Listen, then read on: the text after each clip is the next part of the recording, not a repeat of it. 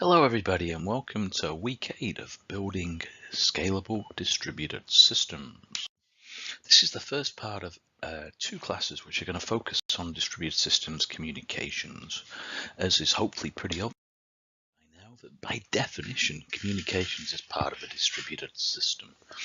And the channels, the networks, the cables, the protocols, the software that you use to communicate between the distributed nodes in a system are absolutely crucial in terms of providing you with the quality attributes that you require for your application, such as those listed on the slide here: performance, scalability, and availability, and also security. So the underlying issues of communications are what we're going to look at in this and next week's lecture. So by definition, in any distributed system, unless you're very, very lucky and have your own dedicated network, the network is a shared resource. So you really don't have control over the load that's on that network at any given time. And you're probably not aware of what the load is either. If another application suddenly gets super busy because it's having a sale, then it may be chewing up some of your bandwidth, but you're not going to be aware of this programmatically. So it really means that you can't ever depend on a certain amount of bandwidth from your network. You have to design your application so that they can handle variable bandwidth, variable latencies. And of course, networks are fallible. As you can see on the picture on the right here, one of the major failings in wide area networks is sharks biting through cables at the bottom of the sea. This causes a pretty severe failure, but some failures are transient. Some failures just cause your data to be corrupted. Some cause just part of your data to get lost. A message that comprises several packets, a packet or two might get lost. And so again, you really can't count on a network always being available.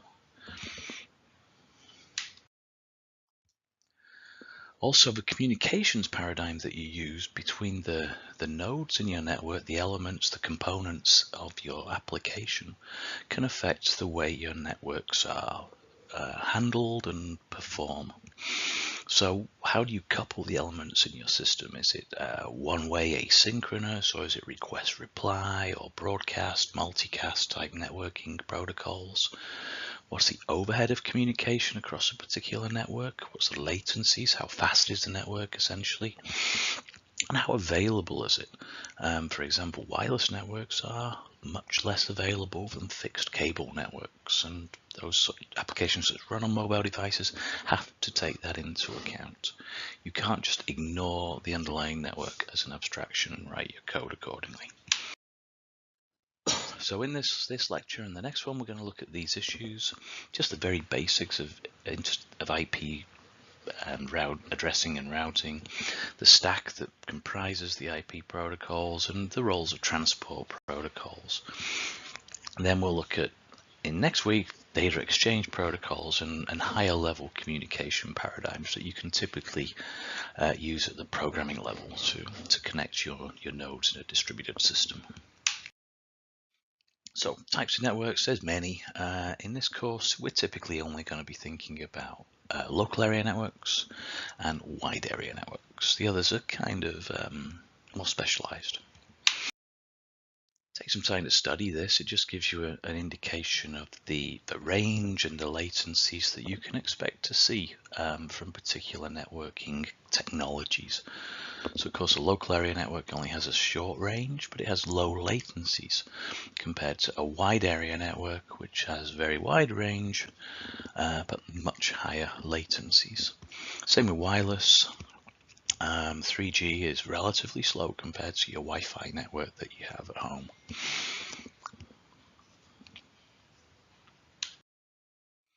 So things to note from this.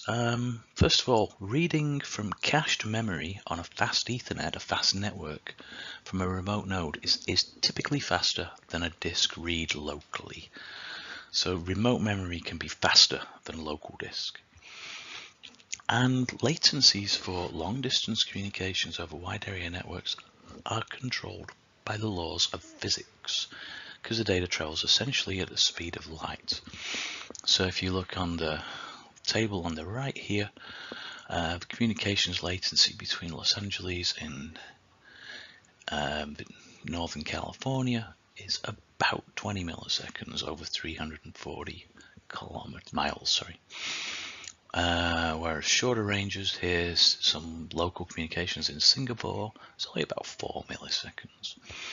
So you're not going to get faster than this 20 milliseconds latency for that particular communication hop. So physical location really does affect the latencies that your applications will see. So the internet as a whole uses the IP protocol to route messages. You see this in your applications and as a user in web browsers through URLs, which basically can be transformed to give you an underlying IP address. The URLs are translated into an IP address using infrastructure based on the DNS. There's DNS servers all over the world, which basically are a worldwide directory of IP addresses. The internet's not a single network. It's made up of many connected networks. So for example, I'm right now on Northeastern's Seattle network, which is controlled by the university, but it's connected to some outside cable, which links us into the world of the internet through somebody else's network, which they manage and operate. So these networks are under control of many different organizations, and they're heterogeneous. They all use different suppliers to provide their routers, different implementations of the IP protocol, and different types of applications need to be able to handle all of these transparently. It's achieved by using abstraction.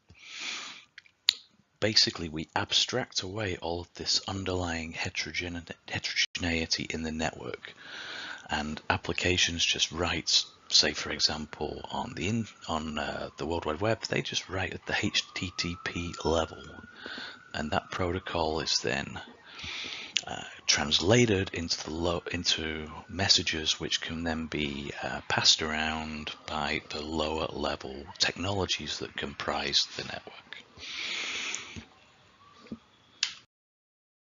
And this is what the internet protocol looks like at a very coarse level. Your application talks to the TCP layer or the UDP layer.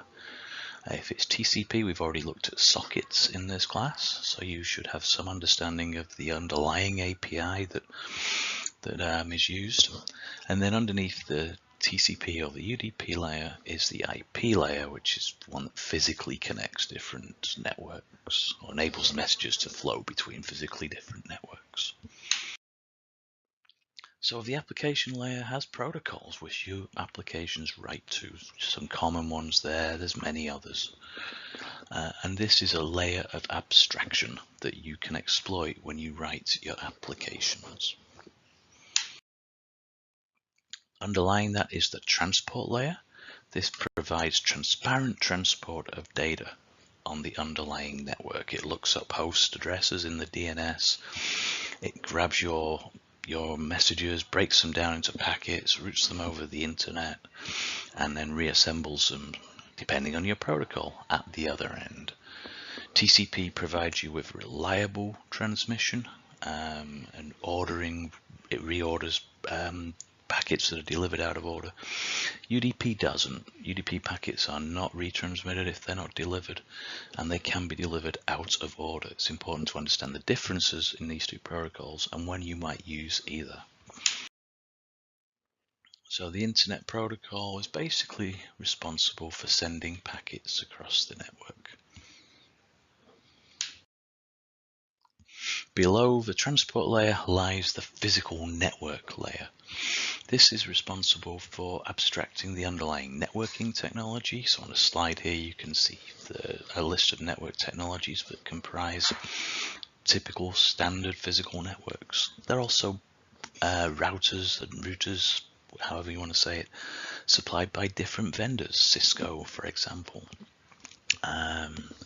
And so all of this is abstracted at the network access layer, so that from your perspective as an application designer, this all looks homogeneous. However, underneath it's extremely heterogeneous.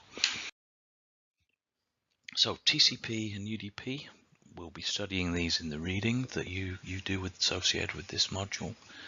So TCP is reliable and slower, essentially, and UDP is unreliable and faster. And each of these protocols has a time and a place to use. And in the reading, you'll be exploring that. So make sure that you do understand when you would use UDP as opposed to TCP in an application when it's appropriate. So in summary, the network that you build your applications upon is a shared resource. You can't depend upon bandwidth and latencies at any particular time. Data can be corrupted, it can be lost, and messages can be delivered out of order. But depending on the protocols you use, these issues can be handled by the underlying network technologies.